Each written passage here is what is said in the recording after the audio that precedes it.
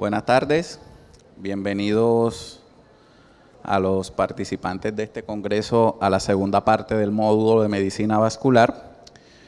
Vamos a abrir esta jornada con la doctora Ana Cristina Montenegro, quien nos va a presentar el tema trombosis venosa profunda en la mujer. Hay diferencias con respecto a los hombres.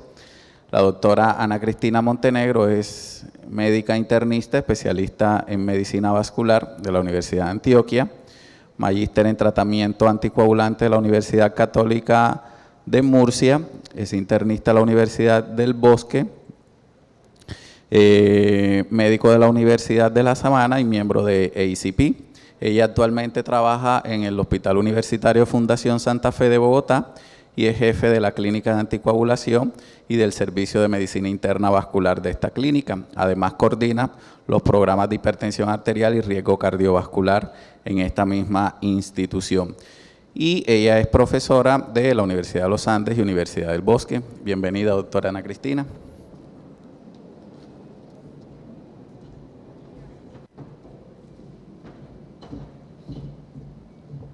Muy buenas tardes a todos. Muchas gracias por acompañarnos en este simposio de medicina vascular. Para nosotros de verdad es un gusto tener un espacio en el Congreso Colombiano de Medicina Interna y aprovecho para invitarlos a nuestro Congreso de Medicina Vascular de la Asociación de Medicina Vascular en septiembre. Como ya les dijo Andrés, es 5, 6, 7 y 8 de septiembre en Medellín. Vamos a hablar de enfermedad tromboembólica venosa en la mujer y si verdaderamente hay diferencias o no con respecto a el género cuando hablamos de trombosis. Y para eso les traje esta paciente, es una paciente de nuestro Centro de Enfermedad Tromboembólica Venosa de la Fundación Santa Fe de Bogotá, tiene 30 años de edad, un cuadro de dolor en su región inguinal izquierda, edema de la extremidad y cambios en la coloración de la piel. Esta es la foto que la paciente se tomó antes de salir de su casa. Como ustedes pueden ver, tiene marcado edema y cambios en la coloración de la pierna y aquí se ve marcado edema en el tobillo y obviamente cambios en la coloración de la piel del pie. Como antecedentes de importancia, Adriana presentaba metrorragia de hace más o menos unas 4 semanas y para esto le habían prescrito anticonceptivos orales combinados, una mezcla de levonorgestrel con etinilestradiol.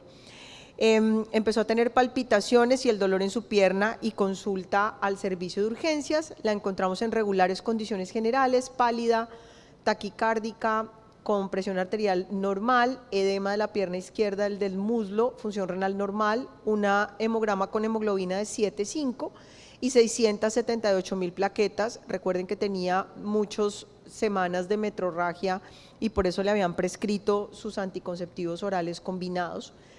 En las imágenes, por supuesto, con una probabilidad pretesta altísima de tener una embolia pulmonar y una trombosis venosa profunda, le tomamos este angiotac que muestra un trombo gigantesco en la arteria pulmonar en silla de montar. Ustedes lo pueden ver acá. Esta paciente estaba hemodinámicamente estable y eso fortalece aún más la teoría de las nuevas guías, que no se necesita una gran carga trombótica para estar inestable, ni con una carga trombótica muy grande tienes que estar inestable. Digamos que no es la carga trombótica lo que marca la inestabilidad o el riesgo en un paciente con enfermedad tromboembólica venosa. Esta paciente tenía una gran trombosis, realmente estaba más taquicárdica por la anemia que por el TEP, pero sí tenía una gran carga trombótica y tenía una gran trombosis de toda la vena femoral. Estas son imágenes tomadas al lado de la cabecera de esta paciente. Ustedes pueden ver aquí ocupada toda la safena, la femoral por un gran trombo, por un trombo venoso y está ocupada también toda la femoral y la vena poplitea con un trombo venoso grandísimo. Y antes de hablar de enfermedad tromboembólica en la mujer, recuerden que la trombosis venosa profunda es la tercera causa, la embolia pulmonar es la tercera causa de muerte por trombosis luego del infarto y el ACV. Tenemos más o menos 0,75 a 2,6 por cada 1.000 habitantes año con esta enfermedad y la incidencia aumenta por encima de los 70 años, haciéndose más o menos entre 2 y 7 por cada 1.000 en pacientes mayores de 70 años, con lo cual es una enfermedad muy prevalente. Por supuesto, cuando nosotros nos preguntamos en el escenario de un paciente que tiene un ACV o que tiene un infarto agudo de miocardio que lo deja con 20% de fracción de eyección, ¿qué es más grave? Pues por supuesto consideramos que lo es el ACV, pero esto puede ser una enfermedad tan mórbida como lo puede ser un accidente cerebrovascular, un infarto agudo de miocardio. Adicionalmente, es una causa importantísima de morbilidad y de gasto en salud. Vemos que estos pacientes hacen complicaciones secundarias, hacen enfermedad tromboembólica venosa recurrente, hacen hipertensión pulmonar del grupo 4, tiene una gran carga económica, esto incrementa los tiempos de estancia hospitalaria y por supuesto genera una mortalidad que puede ser mayor a 500.000 muertes anuales en la Unión Europea asociadas a esta patología. En el espectro de la enfermedad tromboembólica venosa, más o menos 2/3 de los pacientes tienen TBP, 1/3 de los pacientes tienen embolia pulmonar y les traje la triada de Virchow, no porque se las quiera recordar, estoy segura que todos se la saben, sino ¿qué hace en la triada de Virchow esta enfermedad diferente en las mujeres que en los hombres? Entonces, ustedes recuerdan muy bien que la triada de Virchow tiene hipercoagulabilidad, lesión endotelial y estasis venosa, pero miren cómo en el escenario, por ejemplo, de la hipercoagulabilidad, tenemos la presencia de anticonceptivos orales combinados y la terapia hormonal, tanto terapia de reemplazo hormonal como otras terapias hormonales en la mujer, por supuesto el embarazo, la presencia de trombofilias, que pese a que en el estudio Riete fueron más frecuentes en los hombres, especialmente la mutación del factor 5 de Leiden y la mutación de la protrombina, mutaciones frecuentes en las mujeres, por ejemplo la deficiencia de proteína C y S y la deficiencia de antitrombina asociada a la mutación del factor 5 y obviamente la trombofilia por excelencia, que es el síndrome de anticuerpos antifosfolípido, o sea, es un hombre por cada 10 mujeres, o sea, es una patología muchísimo más frecuente en mujeres. Por supuesto, también hemos observado en los estudios observacionales de enfermedad tromboembólica venosa cómo la obesidad incide en la incidencia de enfermedad tromboembólica venosa en las mujeres y por otro lado, pues obviamente la presencia del embarazo hace que se produzca estasis venosa y las mujeres tienen más insuficiencia venosa que los hombres. Entonces, todos estos factores de riesgo confluyen en la triada de Virchow para hacer que la enfermedad tromboembólica venosa tenga unas diferencias marcadas en hombres que en mujeres. Y antes de pasar a la siguiente diapositiva les quiero preguntar, ¿ustedes piensan que es más prevalente en hombres o en mujeres? ¿Un valiente? Es igual, exactamente igual. Este es el registro Riete, distribución por sexos de estos 104.000 pacientes del registro Riete, el registro de enfermedad tromboembólica venosa más grande del mundo. En la actualidad tenemos más o menos 143.000 pacientes incluidos en el estudio. En este momento, que es una gráfica del año pasado, tenemos un porcentaje similar de mujeres y hombres, más o menos 50.3 mujeres versus 51% de hombres. Entonces, realmente la prevalencia es igual.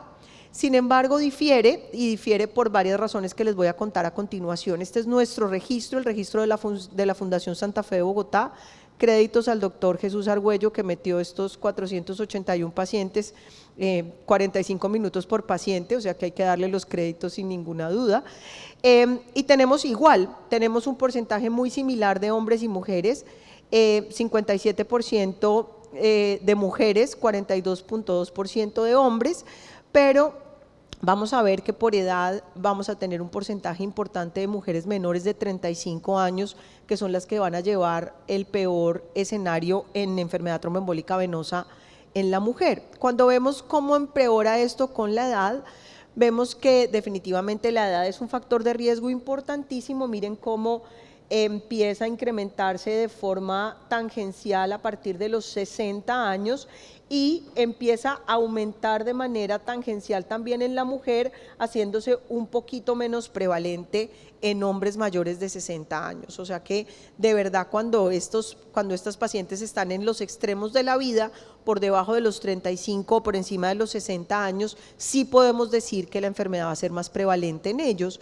Lo podemos ver más claramente en esta distribución de edad y género en pacientes del registro Riete. Miren cómo en pacientes menores de 35 años el riesgo es mayor. Por supuesto, esto está directamente relacionado con el uso de anticonceptivos orales combinados y el embarazo y el puerperio, y en pacientes mujeres mayores de 85 años también la incidencia es mayor. Sin embargo, entre los 36 y los 80 años es igual, con una tendencia a ser mayor en los hombres.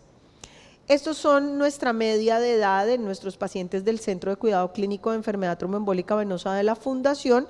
Tenemos una media de 61 años con una desviación típica del 18% y un porcentaje no despreciable de pacientes menores de 35 años, como les menciono, en los cuales sí es más frecuente enfermedad tromboembólica venosa. En lo referente a los factores de riesgo, también hay diferencias marcadas. Recuerden que un porcentaje mayor del 40% de los eventos tromboembólicos venosos en general son eventos sin un factor de riesgo identificable o llamados de forma equivocada factores no provocados, de causa no clara. Esto es mucho más frecuente en los hombres. Ustedes pueden ver en esta tabla comparativa cómo en las mujeres vamos a tener 40.6% como eventos sin factor de riesgo identificable versus casi un 50% de los hombres, y miren cómo cambian los factores de riesgo. Por ejemplo, las mujeres tienen más frecuentemente inmovilidad como el factor de riesgo versus los hombres que tienen cáncer, y obviamente aquí vienen unos puntos importantes que no se presentan en los hombres, que son el uso de hormonas, hasta 10.2% de la población de mujeres, el embarazo y el puerperio, que por supuesto no se presentan en los hombres. También es más frecuente en los viajes largos la presencia de trombosis en las mujeres que en los hombres. Con respecto a los factores de riesgo en esta última gráfica, que son como les menciono, las cifras más recientes, a 31 de julio del 2024, teníamos 125.500 pacientes en el estudio Riete. Este gráfico se aplica a unos 114.000 pacientes, de los cuales 57.291 eran mujeres, más o menos la mitad del grupo, y miren cómo filtrado solamente en mujeres de cualquier edad, no se encontraba un factor de riesgo identificado en el 41.3% de las pacientes. Inmovilización y cáncer eran los otros dos factores de riesgo importantes a destacar, y obviamente, como les digo, tratamiento hormonal, viajes, embarazo y puerperio, que también hay que tenerlos en cuenta. En mujeres menores de 35 años la gráfica cambia, y miren cómo se vuelve el factor hormonal el 54.7% de los factores de riesgo identificados para tenerlo, y el no provocado o el no identificado se vuelve un 15.6%. Y también está obviamente una mayor incidencia de embarazo, puerperio, viajes y una baja incidencia de cáncer. En el caso del cáncer, vemos cómo definitivamente cáncer de seno es el cáncer más frecuente que produce enfermedad tromboembólica venosa en mujeres, seguido del cáncer colorectal, y en los hombres es el cáncer de pulmón, seguido del cáncer de próstata. Entonces aquí vamos ya viendo las diferencias en lo que respecta a los factores de riesgo. Este es un modelo conceptual de factores asociados con diferencias entre los géneros en la incidencia de la embolia pulmonar. Es el estudio Sirius-PE, es un estudio hecho en pacientes mayores de 65 años. Es hecho en pacientes mayores de 65 años para quitar como factores de riesgo el embarazo, el puerperio, el uso de hormonas, etcétera, etcétera. Entonces solamente se usaron pacientes mayores de 65 años, y vemos cómo definitivamente las mujeres tienen diferencias en sus factores de riesgo. La presencia de cirugía y inmovilidad cursan un valor importante dentro de la prevalencia de esta enfermedad, y adicionalmente el 58% de este grupo de pacientes mayores de 65 años, estos son 33.000 pacientes del registro Riete y más de 1 millón de pacientes del registro de Medicare de los Estados Unidos, o sea, es una población grandísima para un estudio observacional. El 58% son mujeres, edad media mayor que los hombres y un menor peso que los hombres. en los síntomas de la enfermedad tienen más disnea y más síncope, tienen menos dolor torácico y menos hemoptisis que los hombres y tienen a menudo más taquicardia y más hipotensión que los hombres. Aquí vemos la gráfica comparativa entre hombres y mujeres con la diferencia estandarizada para que ustedes se den cuenta que incluso en los síntomas de la enfermedad podemos tener cosas diferentes entre los hombres y las mujeres. En lo que respecta a los factores de riesgo, los hombres tienen más cáncer, antecedentes de viajes prolongados, enfermedad tromboembólica pulmonar no provocada y más historia de enfermedad tromboembólica venosa previa, enfermedad vascular aterosclerótica, más fibrilación auricular, más ictus, más apnea del sueño, más tabaquismo y más EPOC. En el caso de las mujeres, más traumatismo, más inmovilización por enfermedades médicas, tratamiento hormonal, antecedentes de cirugía previa, hipertensión, falla cardíaca, sabemos que tienen más varices, más depresión, más demencia y más enfermedades reumatológicas. Entonces los factores de riesgo también cambian de una manera importante y miren cómo se marcan las diferencias. Vuelvo y repito, esto es puntualmente para este estudio, para el estudio Sirius PE, del cual estamos esperando los resultados definitivos para este año.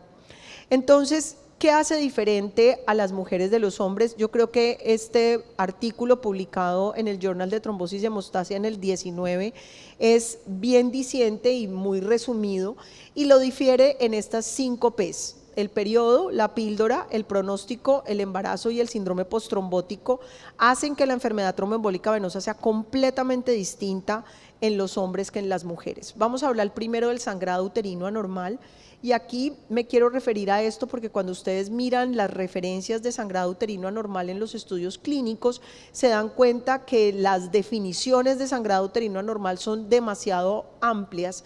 Entonces pueden definirlos como sangrado menstrual abundante, sangrado intermenstrual, sangrado posmenopáusico, sinusorragias, ciclos menstruales de menos de 24 más de 28 días, periodos irregulares con duraciones largas de los ciclos menstruales, o sea, no se han puesto de acuerdo en qué es sangrado uterino anormal. Adicionalmente, en ese sangrado uterino anormal o sangrado menstrual abundante, pues definen como pérdidas menstruales mayores de 80 mililitros por ciclo, pero pues esto es difícil de cuantificar. Las mujeres no son muy claras a menos que tengan una copa menstrual y puedan medir cuánto es el flujo sanguíneo que les sale en la menstruación, pues va a ser muy difícil cuantificarlo. Y sangrado menstrual excesivo que va a interferir con su calidad de vida social, emocional y material, por lo cual los estudios son muy diversos en los resultados porque no hay una definición clara de qué es sangrado uterino anormal. Sin embargo, sí sabemos que las consecuencias del sangrado uterino anormal son muy importantes: deficiencia de hierro, deterioro de la calidad de vida de las pacientes, ausentismo laboral, días perdidos de vida potencialmente perdidos, histerectomía, falta de adherencia al tratamiento y aumento de la recurrencia por abandono del tratamiento anticoagulante. Vemos en los estudios clínicos desde hace muchos años, incluso en los estudios con warfarina, miren en este estudio, estos son pacientes con anticoagulación oral, vemos que definitivamente lo que más refieren de sangrado es metrorragia y vemos que definitivamente en metrorragia, en warfarina, lo que más refieren las pacientes es que sus ciclos menstruales son más largos, que duran más de 7 días en un porcentaje de hasta el 23.3% durante la anticoagulación. O sea que sí es una influencia importante de la anticoagulación en el ciclo menstrual de estas pacientes. El 30% de las pacientes tienen en algún momento sangrado uterino anormal, pero hasta el 70% de las mujeres que usan warfarina tienen sangrado uterino anormal. Entonces, pues esto llevó a que estudiáramos esto y vemos la incidencia de sangrado uterino mayor en los estudios pivotales de anticoagulantes orales directos y desafortunadamente vemos como en el escenario de rivaroxaban y edoxaban el incremento del sangrado uterino anormal es importantísimo comparado con apixaban y dabigatran. Miren cómo la diferencia es de 9.5 versus 5.4 en apixaban, que es el que técnicamente menos sangra de los 4 anticoagulantes directos disponibles en este momento en el mercado. Es por esta razón que empezaron a hacer estudios y tenemos solamente con rivaroxaban versus enoxa o ABK y vemos cómo definitivamente hubo un sangrado uterino anormal mayor en el brazo de rivaroxaban con una P estadísticamente significativa y unos intervalos de confianza importantes. Y en los estudios observacionales con rivaroxaban hemos demostrado sangrado uterino anormal prolongado en más del 27% de las pacientes, necesidad de atención médica por sangrado anormal en el 41% de las pacientes, intervenciones médicas o quirúrgicas hasta en un 25% de las pacientes y necesidad de modificación del tratamiento anticoagulante hasta en el 15% de las pacientes. Entonces, esto ya nos puede traer como conclusión que definitivamente en el escenario de sangrado uterino normal, miomatosis uterina, pacientes que tengan endometriosis, el uso de rivaroxaban debería estar proscrito, incluso contraindicado, para no generar estos factores que incrementen su sangrado. Aquí hay uno con apixaban versus warfarina y vemos que las tasas de sangrado uterino anormal no difirieron entre apixaban y el ABK, sin embargo, la hemorragia no mayor clínicamente relevante, que es cualquier sangrado que lleve al paciente a consultar, sí estuvo directamente relacionado con la metrorragia. O sea, esto realmente sí es importante y tenemos que ponerle atención y pensar muy claramente qué tratamiento anticoagulante vamos a dejarle a estos pacientes cuando están en vida pues activa y tienen su sangrado menstrual. Esta es una publicación de ISTH, de la Sociedad Americana de Hematología, y miren cómo lo ponen en muñequitos para que sea más claro para nosotros. Este es apixaban, este es rivaroxaban y esto es warfarina. Entonces, verdaderamente el uso de apixaban sería en este escenario lo más seguro para pacientes con sangrado uterino anormal que tengan enfermedad tromboembólica venosa.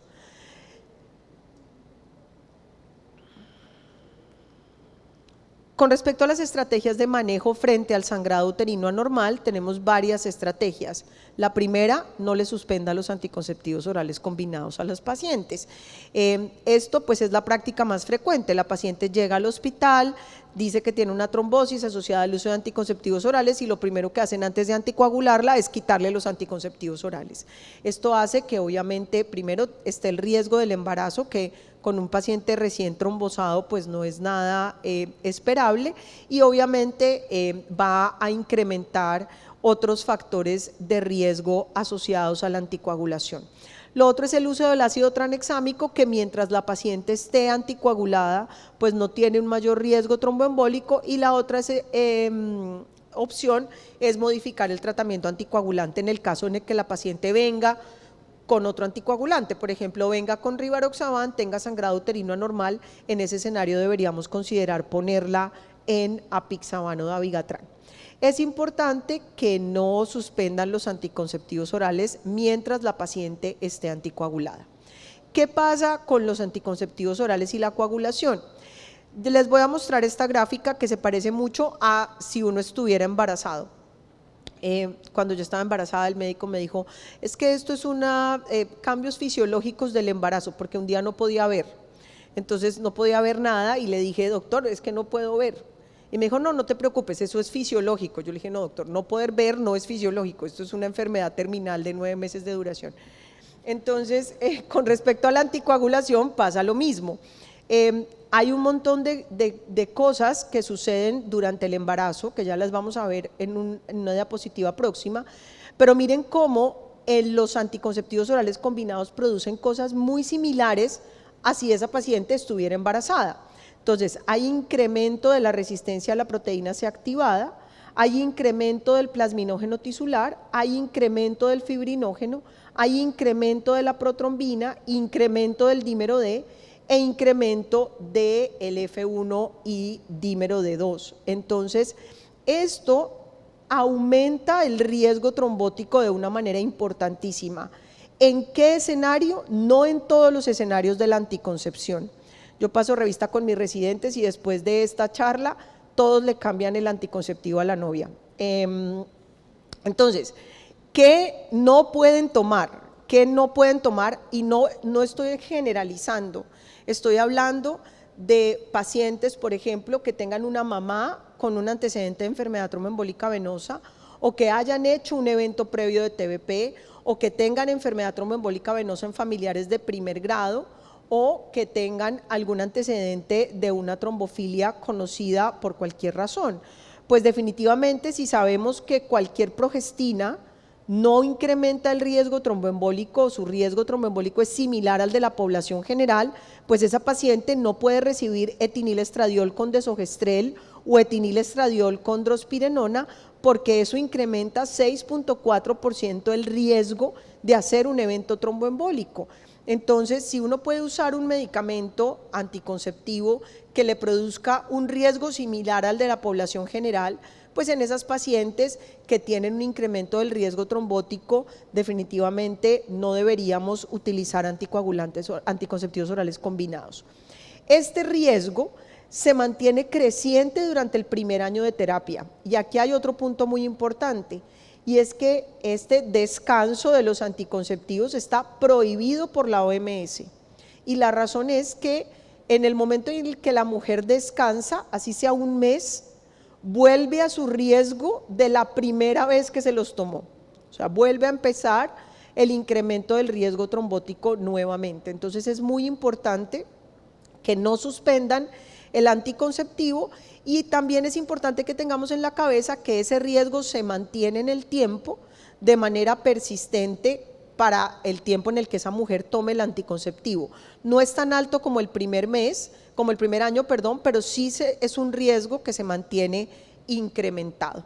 Esto obviamente sumado a algunos otros factores como la presencia de trombofilias en familiares de primer grado, pues va a incrementar aún más el riesgo, por lo cual hacer una historia clínica importante de nuestras pacientes para prescribir los anticonceptivos también es muy relevante, y generalmente nosotros podemos hacer esa historia cuando vemos a estas pacientes. Muchas de las pacientes nos consultan a nosotros o les ordena los anticonceptivos el dermatólogo o el farmacéutico de la esquina o la mejor amiga a la que le fue súper bien con algún anticonceptivo.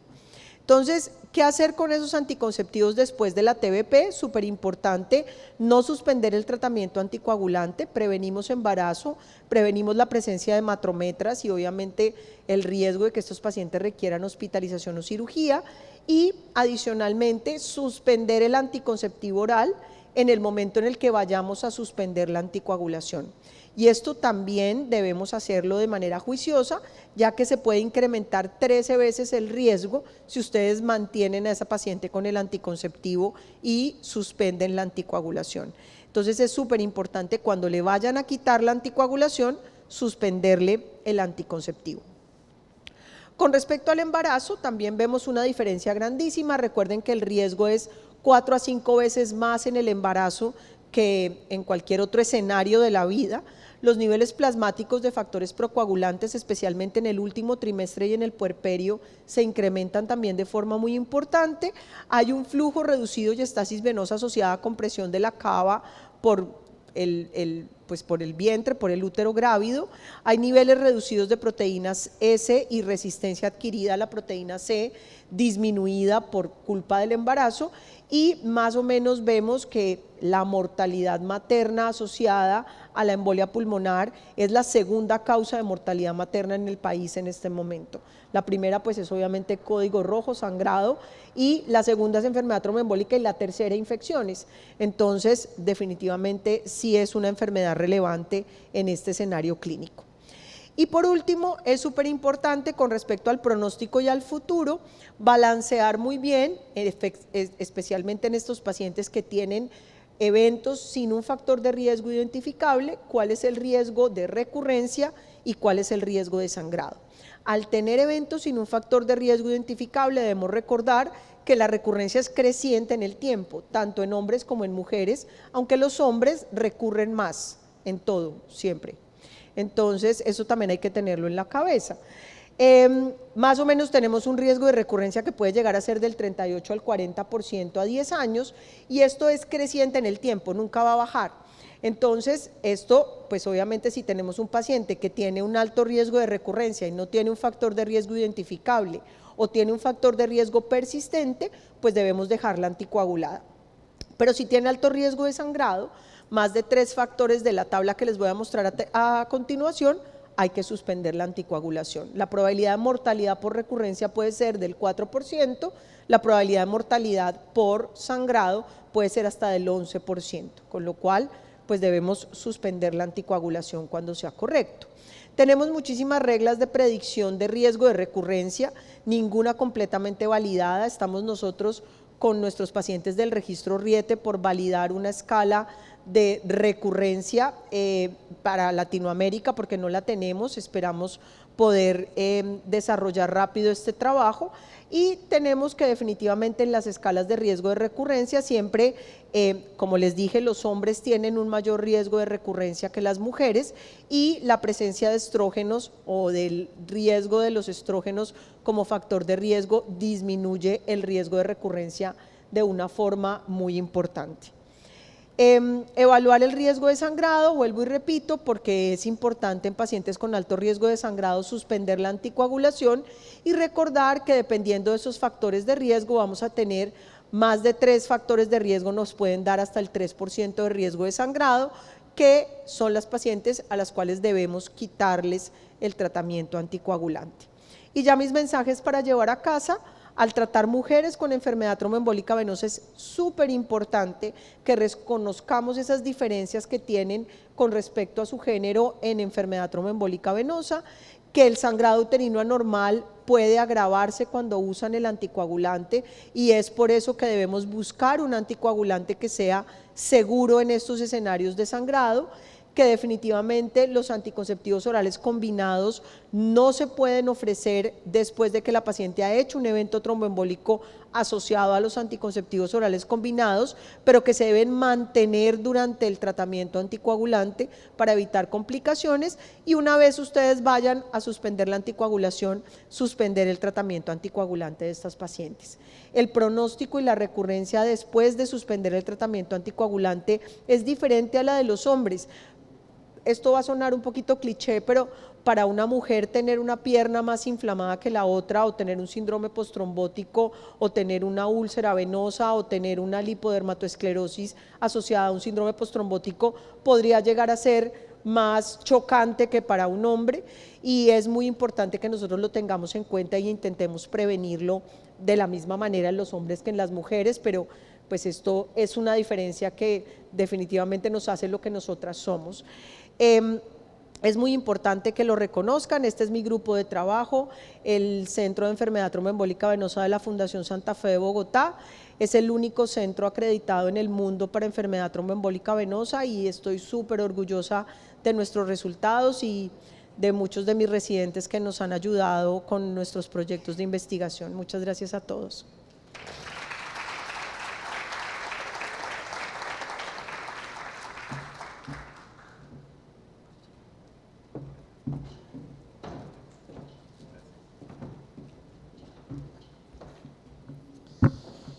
Muchas gracias a la doctora Ana Cristina por su excelente presentación. Vamos a pasar a la última conferencia del módulo de medicina vascular, cuyo tema es trombolisis en embolia pulmonar de riesgo intermedio alto. Le damos la bienvenida a la doctora Luisa Giraldo. La doctora Luisa es médico internista de la Universidad Tecnológica de Pereira y subespecialista en medicina vascular de la Universidad de Antioquia, miembro de la Asociación Colombiana de Medicina Vascular.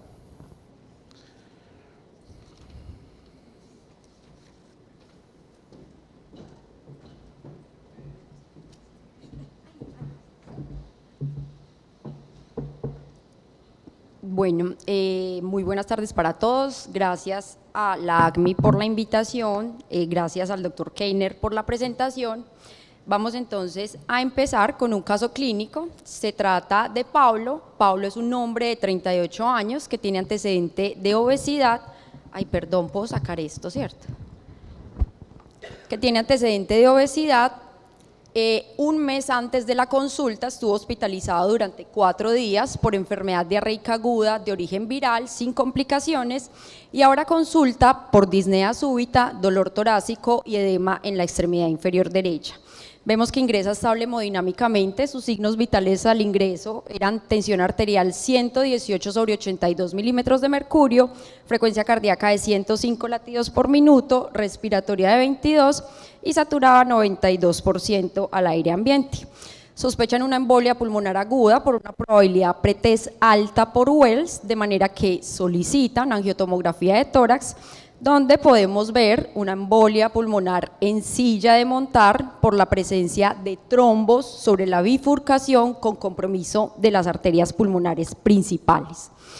Realizan también ecocardiograma transtorácico, donde vemos en este eje corto paraesternal un gran compromiso del ventrículo derecho por dilatación con una relación ventrículo derecho, ventrículo izquierdo mayor de 1, y además también vemos aplanamiento del tabique interventricular.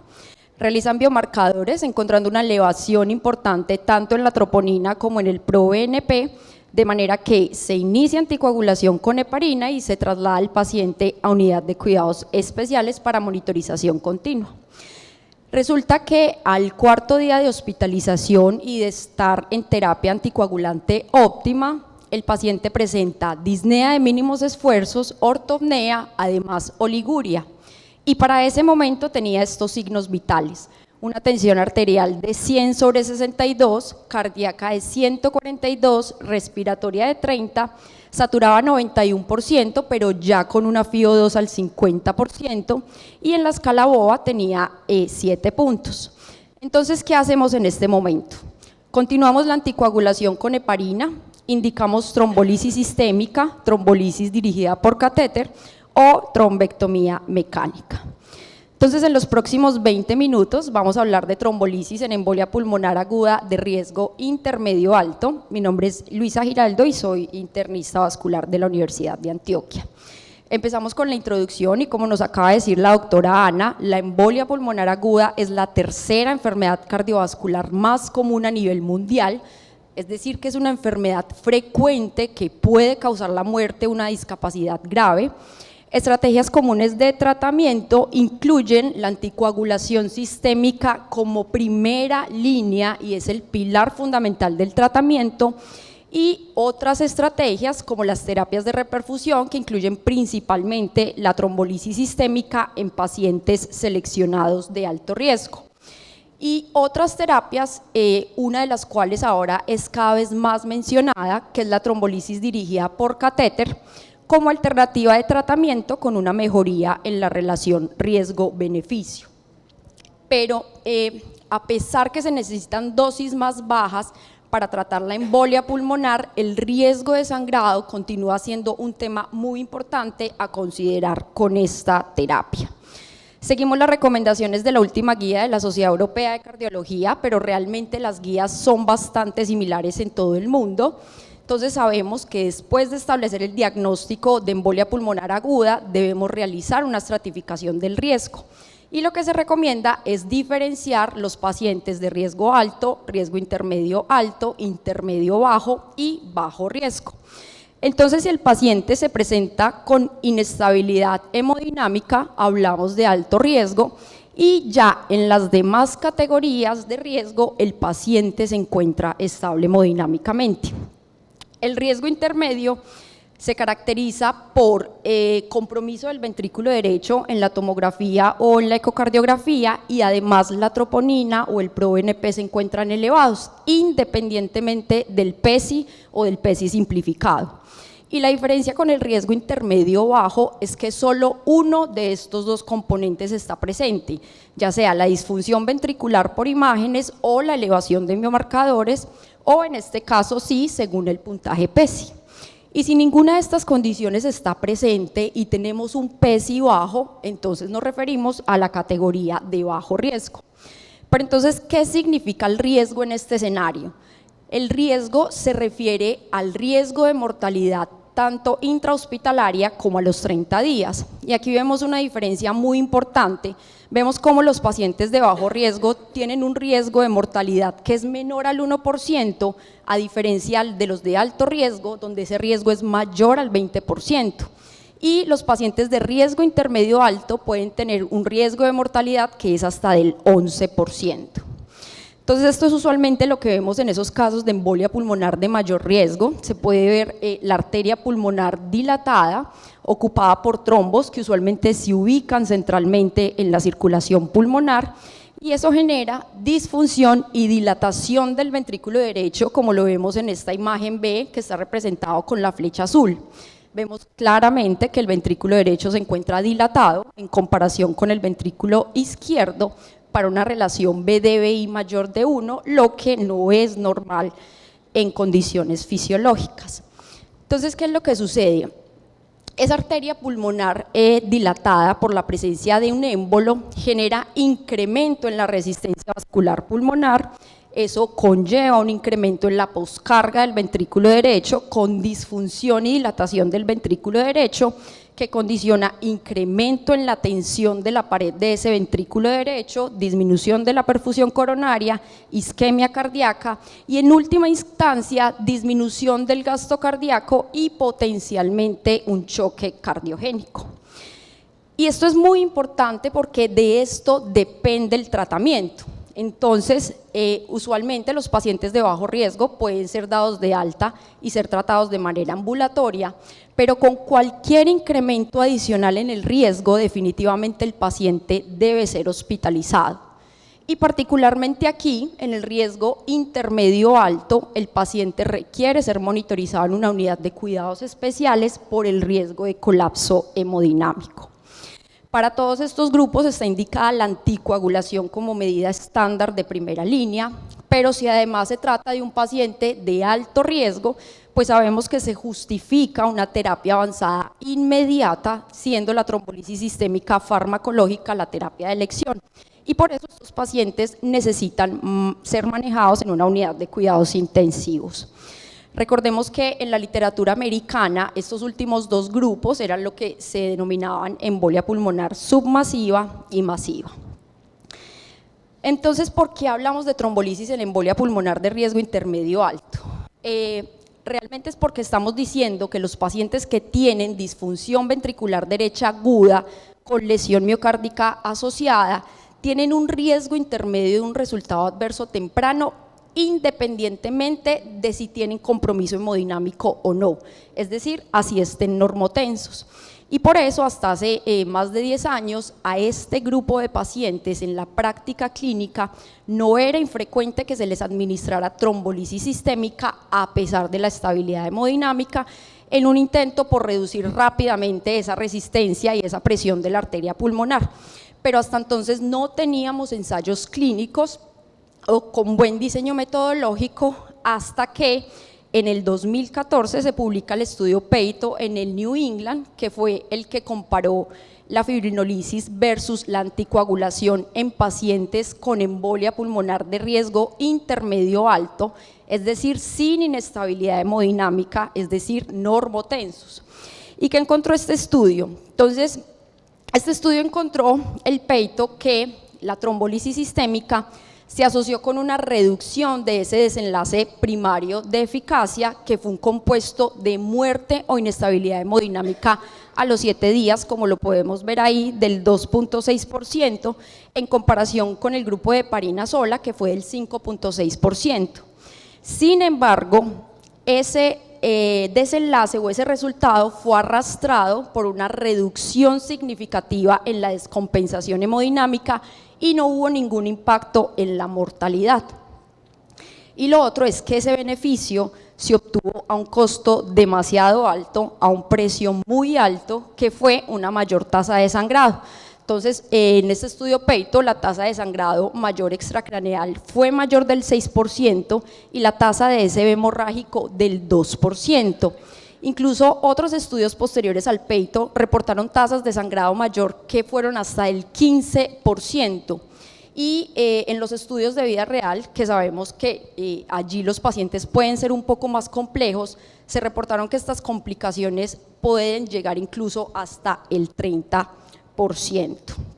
Entonces, ya posteriormente y basados en el fundamento de que quizás una dosis reducida del agente fibrinolítico sea suficiente para alisar el coágulo y con ello disminuir el riesgo de sangrado, se empezaron a realizar otros estudios. El principal en este campo fue el estudio MOPET, que evaluaron la trombolisis sistémica de rosis reducida en el riesgo intermedio alto, pero realmente los resultados de todos estos estudios fueron desalentadores. Y es por eso que las guías dan una recomendación en contra del uso de la trombolisis sistémica en los pacientes con riesgo intermedio. Pero entonces, ¿qué hacemos?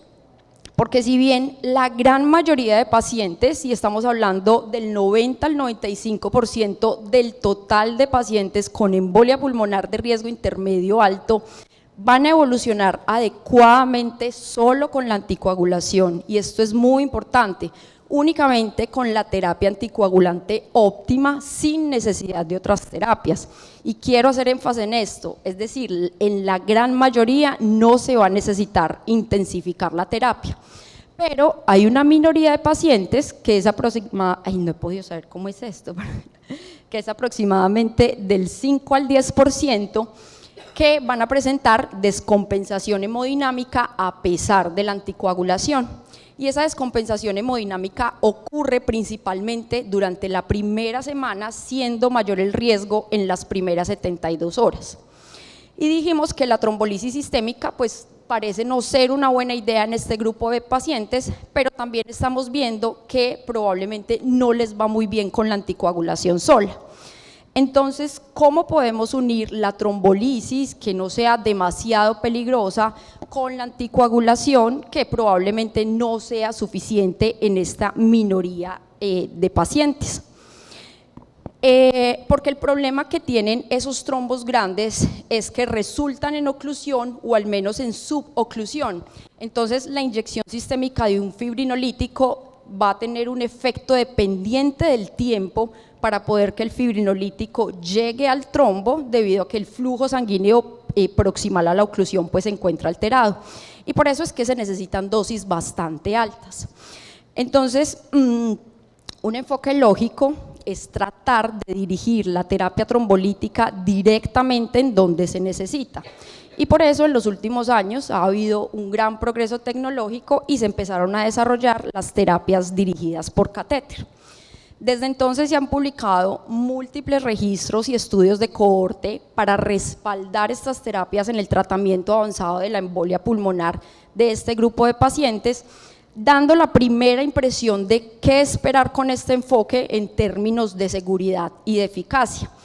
Entonces vemos que la mortalidad intrahospitalaria osciló entre el 0 a casi el 6%, se detectaron eventos de sangrado en el 0 hasta el 13%, pero ojo, este porcentaje se refiere al total de eventos de sangrado, que en su mayoría fueron sangrados leves por el sitio de punción, porque las tasas de sangrado mayor fueron del 1.4%, que parecen ser bastante aceptables a lo que veíamos para la trombolisis sistémica, lo mismo para el sangrado intracerebral, que son del 0.4%.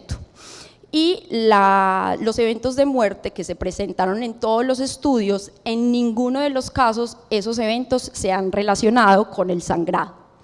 Y en cuanto a la eficacia, entonces vemos aquí tres de los principales estudios que se han publicado, y vemos en esta gráfica de barras, representado con el color rosado, es la presión sistólica del sistema pulmonar, de la arteria pulmonar, que es consistente entre todos los estudios con alrededor de 51 milímetros de mercurio. Y vemos que después de administrar la terapia trombolítica dirigida por catéter, cuyo objetivo principal es reducir rápidamente esa presión de la arteria pulmonar, vemos que después del tratamiento esa presión disminuyó a 37, 41 milímetros de mercurio. Entonces, ¿qué herramientas se encuentran disponibles? Dos opciones: la trombolisis dirigida por catéter, que puede ser farmacológica o farmacomecánica, y la trombectomía mecánica, que puede ser con tromboaspiración. Ya de cada uno de estos métodos tenemos varios dispositivos disponibles. Pero entonces, específicamente, ¿en quiénes se realiza esta terapia? Y para responder esta pregunta, se han identificado los indicadores de gravedad más relevantes relacionados con muerte temprana y deterioro hemodinámico en los pacientes con embolia pulmonar de riesgo intermedio, pero que están normotensos, es decir, se presentan sin inestabilidad hemodinámica, y son estos que vemos en la diapositiva. Entonces tenemos indicadores clínicos, tenemos indicadores imagenológicos de laboratorio y la escala BOVA. Dentro de los indicadores clínicos vemos la frecuencia cardíaca persistentemente elevada y aún en incremento, la tensión arterial sistólica limítrofe, la frecuencia respiratoria persistentemente elevada, desaturación periférica progresiva, la presencia de comorbilidades que sugieren una reserva cardiopulmonar deficiente. En las imágenes vamos a encontrar lo que caracteriza a ese riesgo intermedio alto, que es el compromiso ventricular derecho. Entonces vamos a ver una relación BDBI mayor de 1, TAPSE menor de 16, signos congestivos. Y en el laboratorio vamos a encontrar, o estos criterios son la elevación de las tropoниnas o del NT-proBNP por encima de 600, o también hallazgos de hipoperfusión, como sería la elevación del lactato. Y adicionalmente, en los últimos años se han diseñado varios modelos de pronóstico clínico para tratar de identificar a aquellos pacientes con embolia pulmonar de riesgo intermedio alto que están normotensos, pero que tienen un alto riesgo de desarrollar complicaciones y resultados adversos a corto plazo. Probablemente el modelo más prometedor y que cuenta con varios estudios de validación es la escala BOVA, que es esta que vemos aquí. Comprende 4 variables clínicas que ya también las mencionamos y a cada una otorga un puntaje para finalmente clasificar al paciente en 3 clases de riesgo o 3 categorías. Por supuesto, a mayor puntaje, mayor es el riesgo del paciente de deteriorarse hemodinámicamente y de tener otros resultados adversos, tanto en la hospitalización como a los 30 días y que estén relacionados con embolia pulmonar. Esto es importante y es que aunque estos hallazgos parecen estar correlacionados con desenlaces adversos, no tenemos grandes estudios con resultados que confirmen que los pacientes con cualquier combinación de estos factores de riesgo para un desenlace adverso temprano se beneficien clínicamente de la terapia de reperfusión de rescate, porque vemos que estos pacientes estrictamente no cumplen los criterios de inestabilidad hemodinámica, pero sí están muy cerca, es decir, están a unos pocos centímetros, es decir, que hablamos de inestabilidad hemodinámica inminente o de pacientes cercanos a un estado de choque. Y lo otro supremamente importante a tener en cuenta es que ninguno de estos criterios por sí solo es indicación para administrar este tipo de terapias. Esto más bien debe ser un constructo. Si tenemos un paciente de riesgo intermedio alto que está normotenso, pero que reúne varias características de estas, debemos abrir los ojos y pensar en la posibilidad que se nos puede ir deteriorando en los próximos días a pesar de la anticoagulación óptima. Pero entonces necesitamos definir qué es inestabilidad hemodinámica inminente, porque se ha documentado que la tensión arterial sistólica por sí sola probablemente sea la última línea de defensa y podríamos tener otros criterios. Sin embargo, esto es lo que tenemos hasta el día de hoy. Actualmente se está trabajando bastante en este tema a nivel mundial para tratar de buscar la estrategia correcta que nos permita identificar aquellos elementos que nos indiquen que el paciente de riesgo intermedio alto se nos está pasando al alto riesgo, o más bien si ya estamos en el alto riesgo o si solo estamos a unos pocos centímetros. Porque si ya nos pasamos al alto riesgo, ya sabemos que la indicación del tratamiento cambia. Entonces, esto es muy importante porque debemos identificar claramente la delgada línea que existe entre la categoría amarilla y la categoría naranja para evitar que el paciente llegue a la categoría roja, que ya hablamos de alto riesgo y donde ya el paciente necesita una trombolisis sistémica y donde ya sabemos que la mortalidad es mucho más alta. Porque el objetivo de estas terapias de reperfusión de rescate deben ser evitar que el paciente progrese a un estado de choque, en lugar de tratar el choque una vez que ha aparecido, porque si ya está en choque ya entraríamos al alto riesgo. Entonces, todos estos elementos que nos indican que el paciente no está evolucionando adecuadamente, que se nos está deteriorando, que se nos está descompensando, a pesar que lo tengamos bien anticoagulado, debemos ponerlo en una balanza con el riesgo de sangrado. Y esto es muy importante porque hasta el día de hoy estas terapias únicamente están aceptadas para pacientes que tengan un riesgo de sangrado bajo.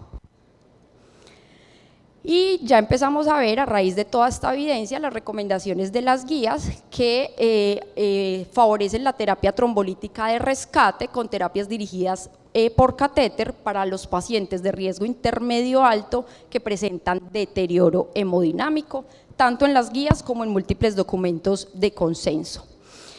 Pero debemos tener en cuenta otros dos elementos cuando consideramos que un paciente pueda beneficiarse de estas terapias.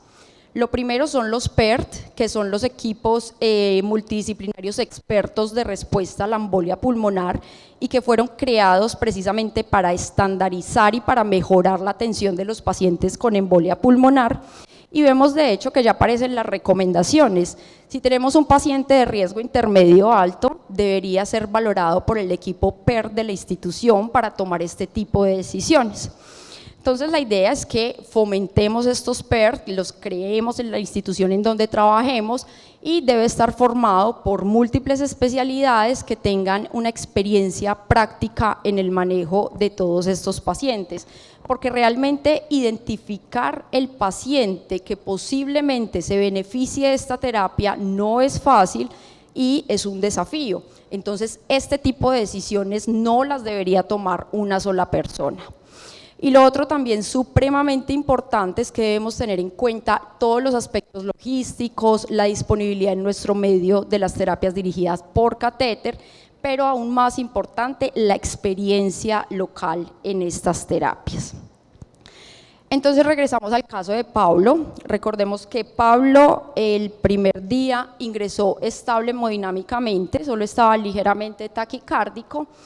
Se inició anticoagulación con heparina y se trasladó a la UCE, puesto que tenía importantes indicadores de gravedad, como la elevación de la troponina por encima del percentil 99, el ProBNP mayor de 600, una relación BDBI mayor de 1, en el ecocardiograma se reportó además un TAPSE menor a 16 y la escala BOA tuvo 7 puntos, que es el máximo puntaje.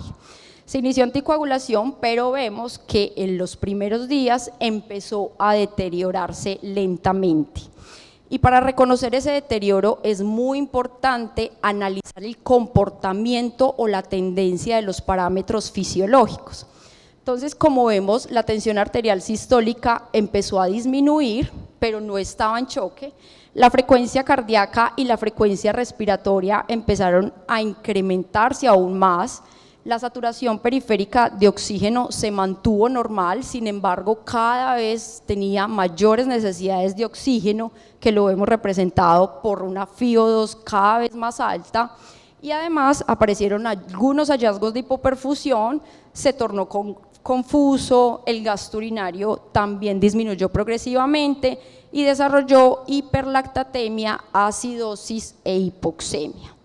Entonces, al día 4, el médico tratante, al ver todos estos elementos de deterioro clínico, donde se prevé que este paciente va a desarrollar un estado de choque, decide interconsultar al equipo PER de la institución, quienes valoran el caso y, considerando todas estas variables, ninguna de forma aislada, porque como les decía, una no es suficiente para indicar esta terapia.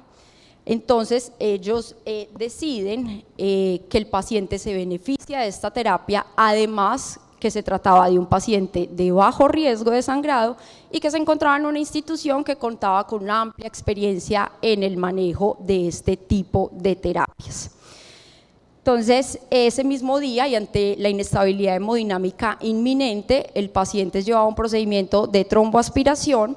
Vemos que la presión arterial pulmonar la presión arterial de oxígeno antes del procedimiento era de 57 milímetros de mercurio, posterior al procedimiento ascendió a 75 milímetros de mercurio y la presión arterial pulmonar media era de 38 milímetros de mercurio y luego bajó hasta 28. Y a las 24 horas después del procedimiento, el paciente tuvo una mejoría importante de todos esos parámetros fisiológicos y no desarrolló el choque. Sin embargo, esto es un tema que aún continúa en construcción, que aún tiene mucho debate, pero en este momento tenemos dos ensayos en curso, que son el Peito 3 y el High Peito, que son ensayos clínicos aleatorizados que van a evaluar desenlaces duros. Y esto es muy importante porque los estudios que tenemos hasta ahora realmente han evaluado, son subrogados, como la mejoría en la relación BDBI, la disminución en la presión de la arteria pulmonar, la prevención de la descompensación hemodinámica, pero estos van a evaluar mortalidad. Específicamente el Peito 3 busca probar la hipótesis de que esas dosis reducidas de trombolisis sistémica puedan mejorar el pronóstico de estos pacientes con un riesgo aceptable de sangrado, y si resulta negativo, pues de pronto las terapias dirigidas por catéter podrían ser la única opción para este grupo de pacientes, por supuesto siempre y cuando se demuestre la seguridad y la eficacia de estas estrategias, y eso es lo que está evaluando este segundo estudio, que es el High Peito, y que está comparando la trombolisis dirigida por catéter asistida por ultrasonido más la anticoagulación versus la anticoagulación sola. Así que esperaremos estos resultados. Como conclusiones, la anticoagulación de inicio temprano es el pilar del tratamiento de la embolia pulmonar aguda. La embolia pulmonar de riesgo intermedio alto se caracteriza por disfunción del ventrículo derecho y biomarcadores positivos. Recuerden, independientemente del PESI, su manejo inicial es la anticoagulación y la vigilancia en UCE. La gran mayoría, hablamos del 90 al 95%, evolucionan adecuadamente solo con la anticoagulación. La terapia dirigida por catéter se debe individualizar y se elige en un paciente que tenga indicadores de gravedad, que tenga bajo riesgo de sangrado, a pesar de la anticoagulación óptima, y que presenta deterioro de un conjunto de parámetros fisiológicos, es decir, es un constructo para poder tomar esta decisión. La decisión de administrar una terapia dirigida por catéter debe ser guiada por un equipo multidisciplinario con la estrategia PERT, y es muy importante también considerar la experiencia local en este tipo de terapias. La terapia dirigida por catéter parece ser eficaz para mejorar la disfunción ventricular radiológica y ecográfica, prevenir la descompensación hemodinámica con un menor riesgo de sangrado que la trombolisis sistémica. Aún los estudios son de baja calidad, todo lo que tenemos es evidencia observacional con criterios heterogéneos.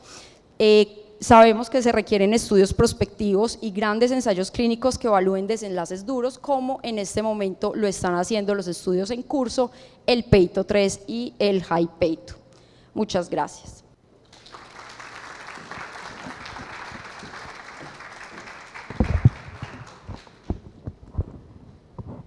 Ya lo saqué, ya no sé cómo meterlo.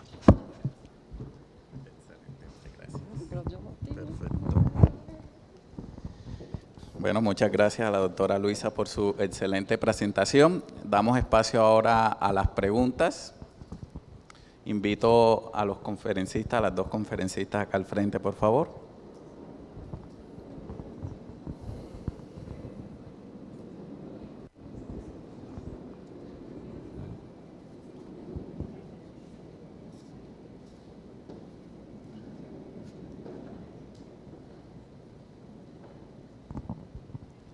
¿Alguien en el público tiene preguntas? El doctor, ¿me colaboras, por favor, con el micrófono?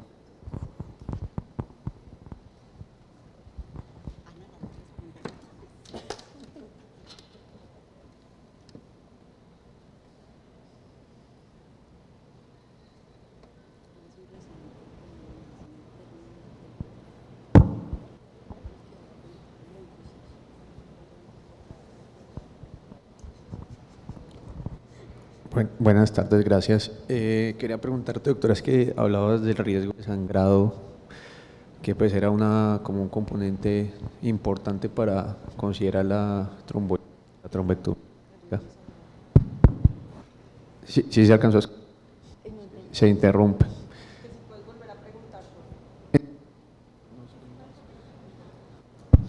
Es que se corta.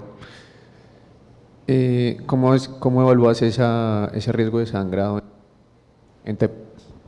Eso es una excelente pregunta. Realmente para enfermedad tromboembólica venosa no tenemos una escala validada para evaluar el riesgo de sangrado como sí lo tenemos para otras patologías como la fibrilación auricular, ¿cierto? Que está claramente documentado. En la enfermedad tromboembólica venosa, digamos, existen varias como el VT-bleed, los criterios Riete, el CHEST, pero no hay ninguna que sea específica para enfermedad tromboembólica venosa, pero son las que se pueden usar en el contexto general de enfermedad tromboembólica venosa. En este caso específico, y eso va a ser muy difícil definir, porque de hecho en el Congreso de la Sociedad Europea de Cardiología del año pasado, ese fue un tema importante de discusión, porque usualmente estos pacientes son demasiado enfermos, y los pacientes que son tan enfermos también tienen muy alto riesgo de sangrado. Cuando tú miras los factores provocadores de trombosis, son los mismos factores que generan sangrado, ¿sí? Entonces es una decisión que debe ser muy clínica, hasta ahora muy clínica, pero en eso todavía no tenemos respuesta. En el 2022 se publicó un estudio que intentó validar específicamente una escala de riesgo de sangrado para estos pacientes, pero eso todavía le falta. Igual tienes que tener los mismos criterios que se escogen en el caso, por ejemplo, de trombolisis para infarto, de trombolisis para ACV, pacientes con falla renal, pacientes con falla hepática, pacientes mayores de 80 años, pacientes que sean muy comórbidos, pacientes que ya hayan tenido sangrado, que hayan tenido un sangrado reciente o que hayan tenido, por ejemplo, una intervención quirúrgica reciente, pues son pacientes que tienen contraindicación absoluta de trombolisis. La ventaja de la trombolisis farmacomecánica o de la trombolisis dirigida por catéter es que la dosis del trombolítico utilizado es muchísimo menor, porque tú vas directamente sobre el trombo y haces la trombolisis dirigida.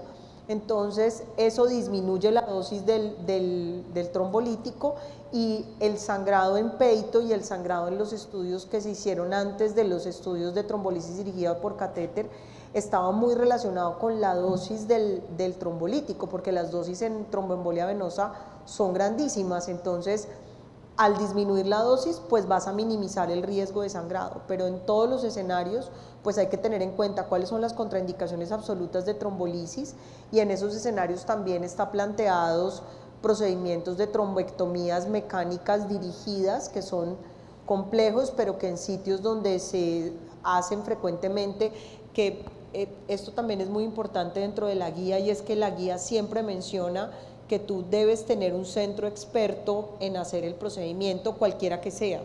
Entonces, en los centros donde se hacen trombectomías mecánicas, eso es una alternativa en el caso de que los pacientes tengan contraindicación absoluta de trombolisis o trombolisis farmacomecánica, que es otra alternativa con menos dosis. Pero hay que tener siempre en cuenta, creo yo, más que una escala específica, los grandes factores de riesgo que la contraindican y los otros que incrementan el riesgo de sangrado.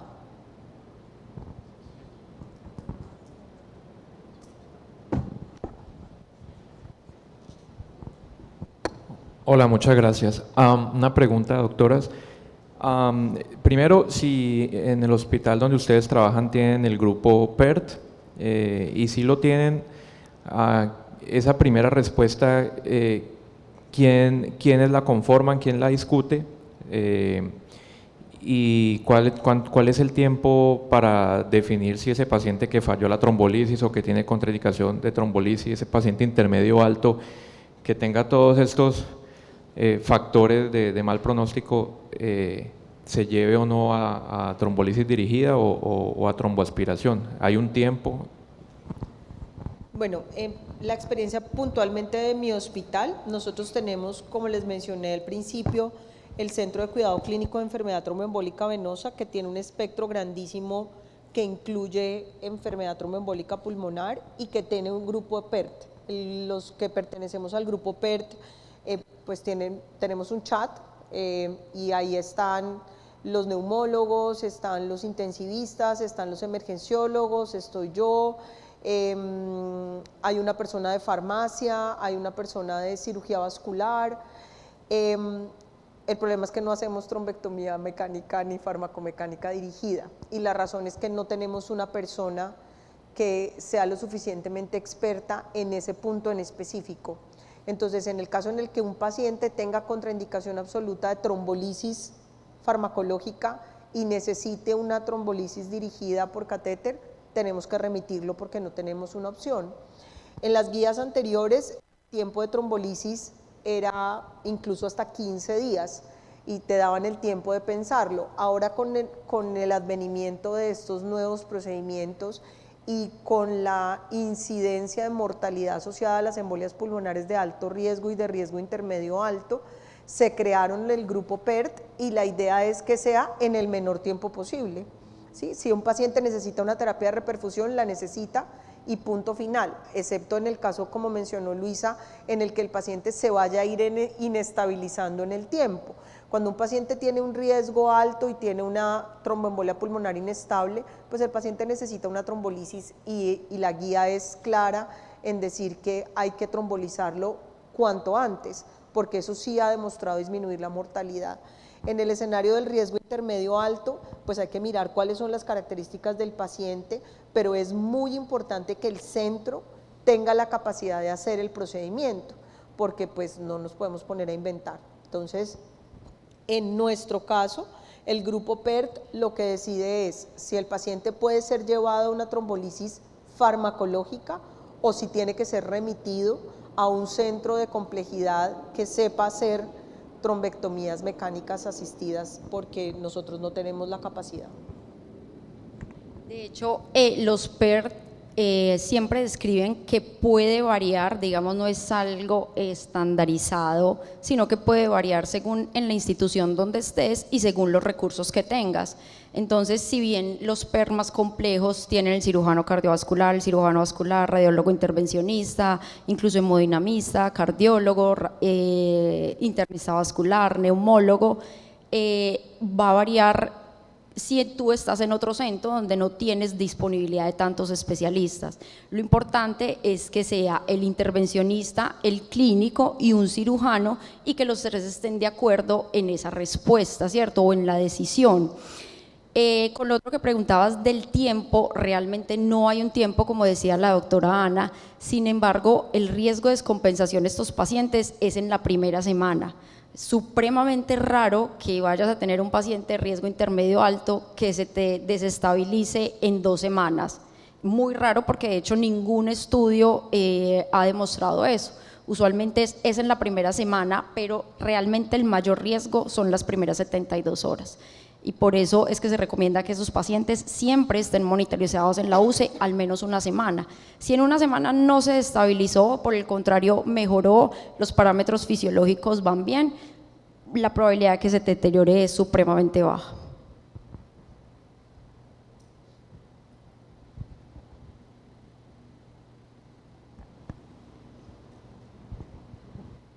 Hola, buenas tardes. Una pregunta, cuando la doctora menciona el profesional idóneo, si yo tengo un cirujano vascular o un radiólogo intervencionista, ¿cuál de los dos profesionales, dependiendo de la disponibilidad que tenga en mi institución, ustedes me recomiendan? El que lo sepa hacer. La respuesta es el que lo sepa hacer. En el mundo existen diferentes grupos de trabajo, hay grupos en los que los neumólogos hacen IVUS y hacen terapia dirigida por catéter, hay grupos de hemodinamistas, hay grupos de radiólogos intervencionistas, hay grupos de cirujanos vasculares, ¿sí? Eso depende de las prerrogativas en cada centro, que varían dependiendo de las decisiones políticas de cada institución, pero también depende del entrenamiento que tenga cada persona dirigida. Lo importante es que en el PERT tú tengas identificada la persona que va a hacer el procedimiento, ¿sí? Identificada la persona que va a cuidar a ese paciente en la UCI, ¿sí? Entonces normalmente recomiendan, por ejemplo, que la persona, el intensivista que esté del grupo PERT, sea el intensivista de la unidad cardiovascular o de la unidad de neumología, bueno, la que esté dedicada a cuidar el paciente con embolia pulmonar. La persona que sea el clínico, en este caso, pues donde está Luisa, donde estoy yo, donde está Andrés, donde está Keiner, pues seguramente el clínico del PERT será un médico vascular, pero en todos los hospitales no hay un médico vascular, entonces pues será el internista el que le guste o será el médico de urgencias al que le guste, o será un cardiólogo al que le guste. O sea, el tema es que todas las personas que pertenezcan al grupo tengan la capacidad académica y obviamente la capacidad manual, el entrenamiento para hacer el procedimiento, porque sí está demostrado que si el procedimiento no es hecho en un centro de experticia, siempre les va mal. Entonces, la primera recomendación es que lo hagan donde lo sepan hacer. Muchas gracias.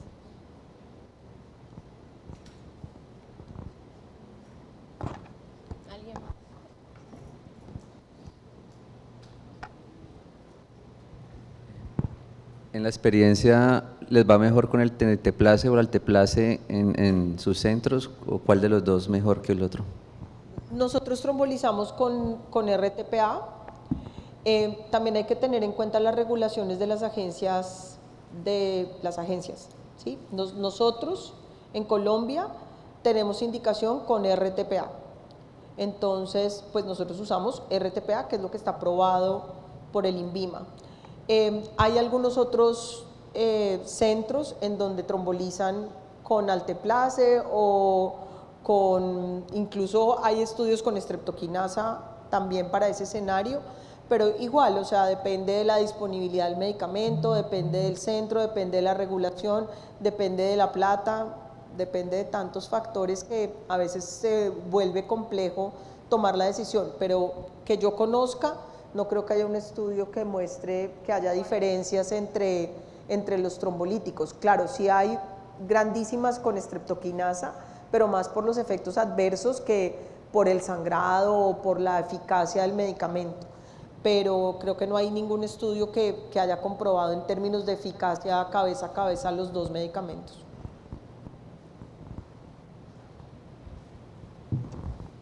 ¿Nos queda tiempo para una pregunta más?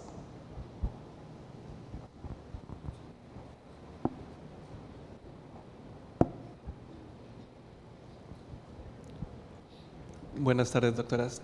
A mí me genera algo de duda un poco la definición de inestabilidad hemodinámica o choque, puesto que pues, hay definición categórica y fisiopatológica, y pues considerando que el choque es un estado en el que el flujo sanguíneo no es capaz de aportar pues, el oxígeno de la sangre, los nutrientes necesarios pues, para un adecuado funcionamiento y que lleva a falla orgánica. En el contexto pues, del caso que nos nombraron acá en la exposición, pues un paciente pues que tenía presiones normales, pero, o por ejemplo, o en otro caso que tenga llenado capilar prolongado, que esté oligúrico, con alteración del estado de conciencia, pero que la presión sea normal, ¿no lo podría yo considerar como choque, inestabilidad hemodinámica y llevarlo a trombolisis a pesar de que las presiones estén normales? Hacia allá va toda la evidencia. Precisamente como les decía, la tensión arterial sistólica por sí sola es la última línea de defensa. Y probablemente ya con todas las alteraciones que tú estás diciendo, es probable que ya no estemos en el riesgo intermedio alto, sino que nos estemos pasando a esa línea del alto riesgo. Pero para poder hacer eso, pues definitivamente eso se debe demostrar en ensayos clínicos. Porque también les mostraba una diapositiva que era una flecha hacia abajo, porque realmente la embolia pulmonar de riesgo intermedio alto es un continuo con un comportamiento y un riesgo cambiante en un mismo paciente. En un día lo puedes ver estable hemodinámicamente, al otro día tiene una frecuencia cardíaca de 150, al otro día ya amanece con la tensión arterial sistólica un poco más baja, pero no sabemos qué elementos o cuál es la estrategia correcta para identificar estos pacientes que definitivamente se puedan beneficiar de esa terapia. Y por eso es que se hace tanto énfasis en los equipos PERT, porque esa decisión no es para nada fácil. Sí, adicionalmente, y esa pregunta es muy importante, incluso la guía la plantea como una pregunta sin responder, y es, bueno, tenemos clarísima la definición de choque y la definición de inestabilidad hemodinámica, pero ¿cómo sabemos que ese paciente de riesgo intermedio alto se está pasando para el otro lado? Porque cuando salió la guía del 2019 todavía ni siquiera estaba medio planteada la posibilidad de trombolizar, ya fuera trombolisis farmacomecánica o farmacológica, estos pacientes con tromboembolia pulmonar de riesgo intermedio alto, porque en el peito les fue muy mal, ¿sí? Y lo primero que hay que pensar es que yo entiendo que la tentación es grande, y la tentación depende de la carga trombótica de los pacientes. Y por eso la guía se gasta como 10 páginas explicando cómo se produce la inestabilidad hemodinámica y la disfunción del ventrículo derecho. Y es enfático en mencionar que no depende de la carga trombótica del paciente y que vemos pacientes con grandes cargas trombóticas superestables hemodinámicamente y pacientes con pequeñas cargas trombóticas que hay que trombolizar. Entonces, es la misma dicotomía de cuando ustedes ven un trombo en tránsito. Hay un estudio que dice que es esa tentación de, pero si tengo un trombo en tránsito y me hace la embolia pulmonar, se va a morir. Y hay un estudio que demuestra que les va mejor anticoagulándolos que trombolizándolos. Pero el médico, en su pensamiento salvador, pues piensa, con esta carga trombótica se me va a morir el paciente si llega a ser la embolia pulmonar. Pasa lo mismo en estos pacientes. Entonces tú lo ves y está ahí como en el intermedio y la guía le dice, asegúrese que el paciente va a estar pasando para el lado del riesgo alto más que con la tendencia a irse para el riesgo bajo, porque si está en un riesgo intermedio alto sin estar en inestabilidad, ese paciente se va a morir más si usted lo tromboliza farmacológico, eso ya lo sabemos. Ahora, con estos nuevos estudios, y como dice Luisita, habrá que esperar a que lleguen los nuevos estudios y los resultados para ver cómo les va a esos de riesgo intermedio bajo, de alto en estos estudios, porque si les va bien, de pronto el tratamiento va a cambiar, ¿sí? Y los pasaremos a todos y tendremos que todos, alguien tendrá que aprender a hacerles trombectomías dirigidas a estos pacientes. Entonces, es súper difícil, pero desafortunadamente tu pregunta todavía no tiene respuesta.